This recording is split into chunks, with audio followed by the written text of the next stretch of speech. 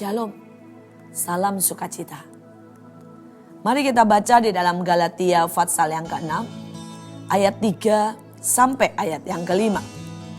Sebab kalau seorang menyangka bahwa ia berarti, padahal ia sama sekali tidak berarti, ia menipu dirinya sendiri.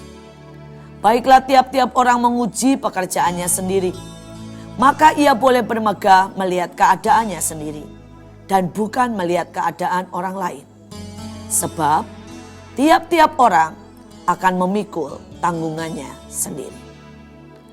Saudara, dikatakan jelas di dalam ayat yang ketiga, sebab kalau seorang menyangka bahwa ia berarti, padahal ia sama sekali tidak berarti, ia menipu dirinya sendiri. Ada banyak orang merasa dirinya sangat berarti, padahal sebenarnya dia tidak berarti. Dan bagaimana kita tahu?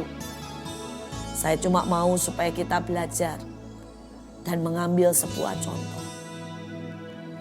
Pada waktu itu saya lihat di televisi, ada seorang kaya dan dia ingin sekali untuk membagi-bagikan sembako. Dia umumkan dia akan bagi 5.000 sembako, paket sembako. Dan begitu banyak orang antre dari pagi, tetapi dia tidak mengatur dengan baik. Dan orang mulai berjejal-jejalan. Sampai akhirnya ada 10 yang mati terinjak-injak. Ujungnya saudara, dia tidak mendapat sebuah pujian. Tetapi ujungnya dia mendapat sebuah hukuman. Itu menjadi sebuah peristiwa yang mengerikan. Orang berkelahi, pukul-pukulan, dan bahkan dia ditangkap, dimasukkan penjara. Karena kelalaiannya menyebabkan 10 orang kehilangan nyawa. Saudara, itu sebuah contoh. Orang ini merasa begitu berarti. Orang ini merasa dia memberi sesuatu. Tapi ternyata ujungnya membawa malapetaka. Di dalam hidup ini saya melihat begitu banyak orang yang seperti ini. Saya melihat ada ibu-ibu yang selalu merasa bahwa dia ingin memberi yang terbaik untuk anaknya. Dengan cara saudara dia memaksa anaknya belajar. Dia marah, dia cubit kalau anaknya tidak mau buat PR. Dia pukul kalau anaknya dapat nilai jelek. Dan dia pikir dia berarti. Dia berpikir saudara, dengan itu dia membawa anaknya ke sebuah kehidupan yang lebih baik. Tetapi dia sedang menghancurkan hati anaknya. Menghancurkan jiwa anaknya. Menghancurkan saudara masa depan anaknya. Anaknya menjadi tidak percaya diri. Anaknya menjadi sangat saudara tertekan. Anaknya menjadi sebuah pribadi yang sangat mengerikan. Di dalamnya penuh dengan luka. Dia menyangka dia berarti. Padahal sama sekali tidak berarti. Saudara, ada lagi seorang bapak atau suami yang berpikir bahwa dia berarti. Dengan cara dia bekerja dan bekerja dan bekerja. Tapi dia tidak punya waktu untuk anaknya. Tidak punya waktu untuk istrinya. Saudara, dan akhirnya istrinya yang kesepian. Jatuh ke hal-hal yang tidak benar. Anaknya juga jatuh ke hal-hal yang tidak benar. Saudara, dia menyangka dirinya berarti. Padahal dia sama sekali tidak berarti. Menjadi sebuah pertanyaan. Bagaimana supaya kita tidak tertipu? Karena orang bisa menipu dirinya sendiri. Orang bisa menganggap dirinya berarti. Padahal sama sekali tidak berarti. Saudara, mari kita belajar. Ayat ini mengatakan, sebab tiap-tiap orang memikul tanggung jawabnya sendiri. Dan ayat 4, baiklah tiap-tiap orang menguji pekerjaannya, maka ia boleh bermegah melihat keadaannya sendiri, bukan melihat keadaan orang lain. Adalah sangat penting buat setiap kita introspeksi. Dan kadang-kadang juga sangat penting untuk kita membuka telinga, mendengar pendapat orang lain tentang kita. Ambil waktu untuk mendengar pendapat Tuhan tentang hidup kita. Ambil waktu untuk mendengar pendapat suami, istri, anak tentang kita. Ambil waktu untuk mendengar pendapat pemimpin tentang kita.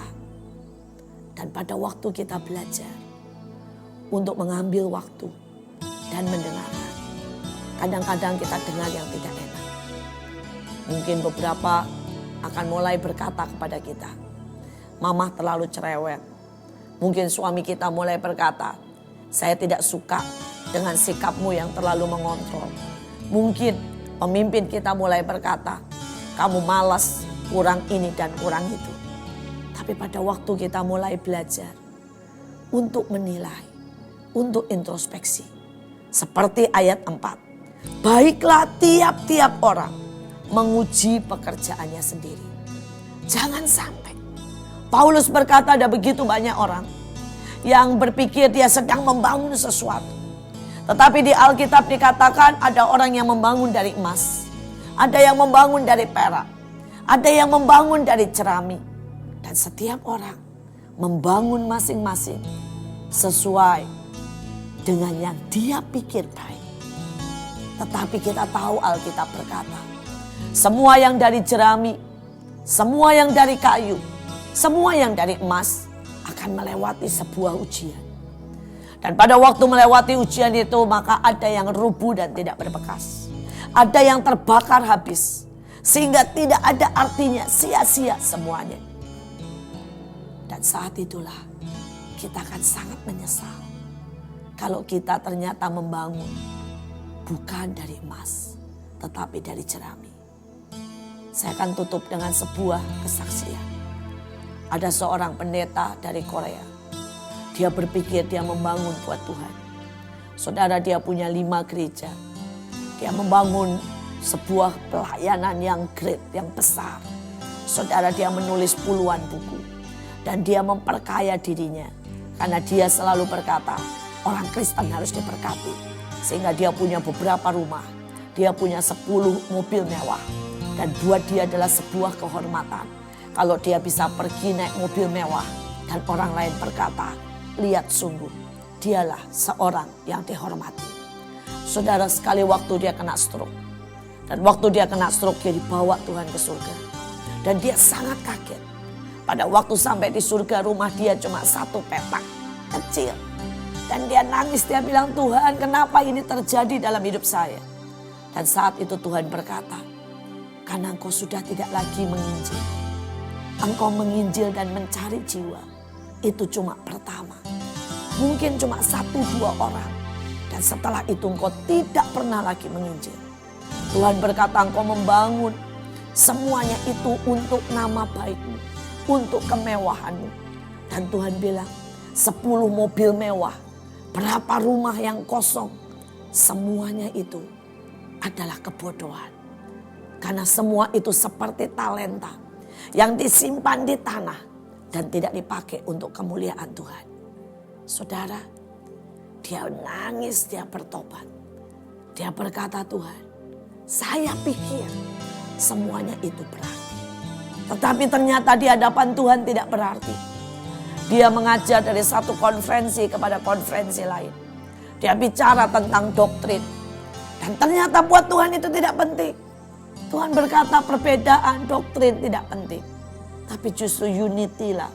Saling menghargai di antara gereja. Justru itulah yang penting. Saudara, hari ini pendeta itu sadar. Dia jual 10 mobil mewahnya. Dia ganti mobil biasa. Dia pakai 10 mobil mewahnya itu untuk biaya penginjilan ke suku-suku yang terpencil. Dia jual rumahnya. Beberapa dia pakai untuk menampung para jompo, para orang-orang gila. Dan dia berkata, sungguh aku hampir-hampir melakukan sebuah kesalahan total. Aku berpikir diriku berarti, padahal tidak berarti. Hari ini, sebelum kita mengakhiri destiny panjangnya hidup kita, mari kita hitung. Mari kita dengarkan Tuhan. Mari kita dengarkan pemimpin, keluarga. Dan apakah kita berarti? Apakah hidup kita ini sungguh-sungguh berarti? Mari kita berdoa. Tuhan, ajari kami menilai dari pandang-Mu dan bukan dari pandang kami. Ajari kami tahu apa yang berarti buat Engkau dan bukan hanya yang kami anggap berarti. Kami mau belajar Tuhan, membangun hidup kami dari emas, dari perak, dari permata, dan bukan dari rumput kering dan kayu yang mudah terbakar. Terima kasih Tuhan, buat hidup kami berarti di masa-masa yang singkat ini. Dalam nama Yesus, amin. Tuhan Yesus memberkati.